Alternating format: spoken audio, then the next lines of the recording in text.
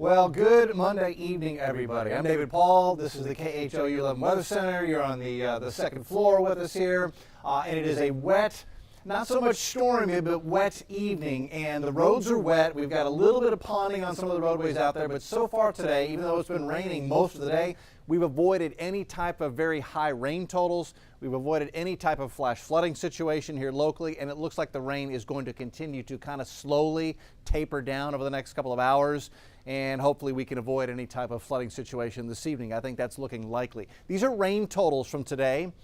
So a little more than a ½ inch at Bush Intercontinental Airport, almost an inch at Hobby, an inch in Tomball, getting close to an inch up in Conroe, Dayton, Liberty, ½ an inch or so, Galveston, 1/3 of an inch, Angleton's up to about 1.25 inches. The big winner, Southwest Palacios, almost 6 inches of rain has fallen there today. There's Columbus at 1 3/4 and College Station, more than 3 inches of rain. But for the Houston area and most of Southeast Texas, that's just not enough to have caused any type of significant problems out there today. And as we head through the evening, it looks like rain will continue to kind of slowly taper down in its intensity. And this is the latest radar loop. This goes back over 3 hours. So you see a couple of things here. A lot of widespread light rain and drizzle from Katy to Houston to Baytown to Mont Belvieu and Winnie, League City down to Galveston. Even the brighter colors in here, this is stratiform rain. So this is just that light to moderate rain. The heavy rain is associated with the lightning. That's the lightning and thunder. And so you can see where the lightning has been and continues to be well out to the southwest, west of Columbus, west of Palacios, down toward Victoria. That lightning indicates convection, up and down motion inside the storm, and that up and down motion will wring out the vertical column of moisture. And so this is where by far the heaviest rain's taking place in those thunderstorms. Looking at this, I see we still have one ongoing flash flood warning west of Giddings, flood advisory near Austin, just east of Austin. But that is it as far as watches and warnings, and nothing like that here in the Houston area. Harris County, we're wet, but no trouble. I think we still have a chance to see 1 or 2 thunder showers with some rain through the evening. That is associated with the parent low. That's the upper level low, which is right there. And see how it's moving? So we've got to wait for that parent low to move completely through the area before we can get this rain kicked out of here to the east. And that is going to take another couple of hours to do. So here's the way Future Track sees this. Between 7 o'clock and 9:30, still some rain and maybe a couple of thunderstorms. And so Columbus to El Campo to Brenham to Sealy, you've got the best chance for seeing one of those thunderstorms, and that could cause at least some minor high water spots on some of the roads out there as we head deeper into the evening hours.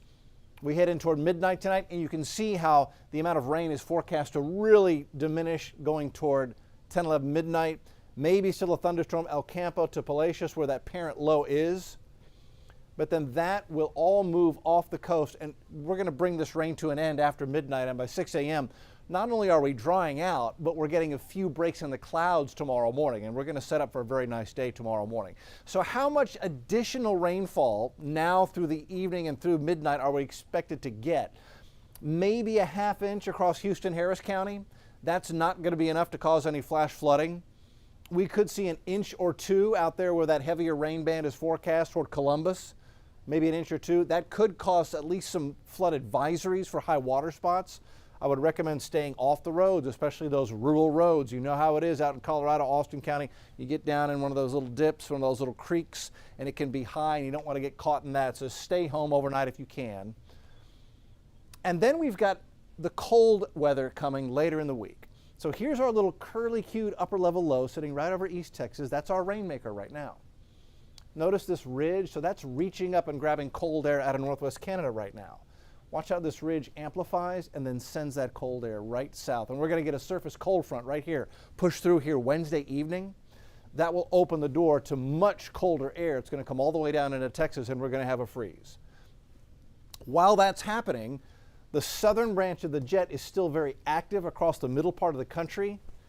It's bringing in moisture, it's creating lift, and that is going to create a significant swath of winter weather and snow from Denver to Dalhart to Tulsa, Oklahoma to St. Louis to Chicago up into Toronto. And that slug of snow will push south and into Texas as we head into Wednesday night and Thursday afternoon and evening. So I expect to see winter weather advisories, and in fact, we've just had a winter storm watch issued for a big slug of North Texas, including the Dallas area. That's for Wednesday night into Thursday morning. If you've got plans to travel up here Wednesday, Thursday, you will be impacted by winter weather from Dallas to Waco to Corsicana, probably Austin as well, San Angelo to Abilene to Lubbock, all the way out to El Paso, expecting snow and sleet, and winter weather advisories issued there. It'll be slow going and slow travel on the roads. What about any winter weather in the immediate Houston area? I doubt we're going to see anything significant. This is going into Thursday, 6, 7, 8 o'clock. It's cold enough to perhaps support some sleet, Brenham to College Station to Madisonville to Huntsville. But what is forecast to fall here is so very, very light that even if we do get some sleet up here, at the moment, we're not expecting any significant impacts on bridges and overpasses, but it's not out of the question. So it's something we're watching very, very carefully. Again, this is going into Thursday afternoon and Thursday evening. For the Houston area, for most of Southeast Texas, it's just cold rain, kind of like we had a week ago when we had that chance for a little sleet early last week. I think this ends up being very similar. A few pockets, few areas will get some sleet, but it may not be enough to cause any significant issues. But it is going to get cold, and we go into Friday morning, and it's not just Houston where we're expecting a freeze for all inland areas Friday morning, but most of the state gets a freeze Friday morning. Dallas dropping to 23, Abilene to 18, Amarillo drops to 9. How does this compare to last February when we had that mega freeze? Not even close. At that point, Houston's low temperature, I believe it was February 14th, dropped down to 13 degrees. We're going to be way above that. So yes, we're going to get a freeze across Texas, but this is nothing unusual. We get one of these once or twice a year across Texas. I just make this point just because I know there's some chatter about the power grid and whatnot, and I have no idea about that, but I do know this. These temperatures like this happen in Texas a couple times every winter. This is not out of the ordinary. It is a freeze, but nothing record-breaking, not even close. And then we go into Friday afternoon. Everybody warms above freezing. That'll help. We go into Saturday morning. Texas, most of it gets another freeze. Not quite as cold in Houston at 33, but north of I-10 or so, north of Spring Creek, you're going to get a light freeze Saturday morning as well. Dallas goes down to 24. And then as we go into the weekend, things improve quite a bit. So here's the 7-day forecast. So today's been the rainy day. That'll taper down overnight tonight. Tomorrow's beautiful. We go to 72. We go to 75 on Wednesday. And Wednesday's not a bad day. It's Wednesday after sunset that the cold front comes in, and it'll give us some showers. That's why I've written in there PM showers. And then Thursday, the bottom falls out. We drop through the 40s in the morning, through the 30s in the afternoon, 70% chance for rain. Thursday evening, maybe a few sleet pellets, College Station to Brenham, to Livingston, to Huntsville, maybe. And then we clear out, and it's just cold both Friday, Saturday, and Sunday. So Friday morning 30, Saturday morning 32, highs in the 40s, high struggle to make 50 on Saturday. That's a cold day. So it's cold Thursday, Friday, Saturday. And Sunday, we moderate a little bit, still cold, but above freezing, 37 and a high in the upper 50s. Sunday afternoon should be beautiful. And we'll keep it chilly on Monday with another reinforcing shot of cool air coming in, but no freeze, 30s and 50s. So we got a little bit of everything this week. We're getting rained on right now. We're going to warm up into the 70s. We get cold, rainy, maybe a little sleet northwest.